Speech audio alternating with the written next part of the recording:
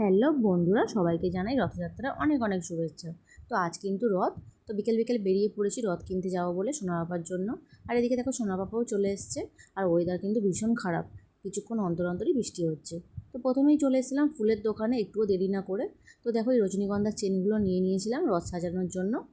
আর ওদিকে দেখো তোমার দাদাভাই নিয়েছিল পদ্ম ফুল। তো তোমার দাদাভাইয়ের খুব ইচ্ছে ছিল জগন্নাথকে পদ্ম ফুল দেবে, তাই একটা নিয়ে নিয়েছিল জগন্নাথের জন্য। আর এখানে কত রকমের ফুল রয়েছে, আমরা কিন্তু রজনীগন্ধার মালা, রজনীগন্ধার চেন আর পদ্ম ফুলই নিয়েছিলাম। নেওয়ার পরে চলে যাব কিন্তু রথ কেনার জন্য। তো প্রথমে এই দোকানে চলে এসেছিলাম রথ কেনার জন্য। দেখো কাকু এখনও রথ বানাচ্ছে, রথ প্রায় শেষ হতে যায়, এখনও কিন্তু রথ তৈরি করছে। তো খুব একটা রথ না পছন্দ হয় অন্য দোকানে চলে গেছিলাম। তো এই দোকানে এসে দেখো চারতলা, দুতলা, একতলা সব রকমের রথ ছিল, কিন্তু তিনতলাই ছিল না। তো আমার একটু মনটা খারাপ হয়ে গেল, আমার ইচ্ছে ছিল এবার কিন্তু তিনতলা রথ দেবো। তো সোনা বাবার যেহেতু বয়স 3, কিন্তু সেটা আর হলো না, যাই হোক। তো এই দুতলা রথটা সোনা বাবা পছন্দ করেছে, তা ওর জন্য এটাই নিয়ে নিলাম। আর জগন্নাথও নিয়ে নিলাম, তোমরা দেখতেই তো পেলে। আর এখানে দেখো সামনেই রথ আসছিল, আর আমরা সবাই দেখো দাঁড়িয়ে পড়েছি রথের দড়ি ধরে টানবো বলে, সোনা আপা আমি। তো দেখো আজকে কিন্তু খুব ভালো লাগছে, রথের দড়ি ধরে টানতে পারলাম আমরা।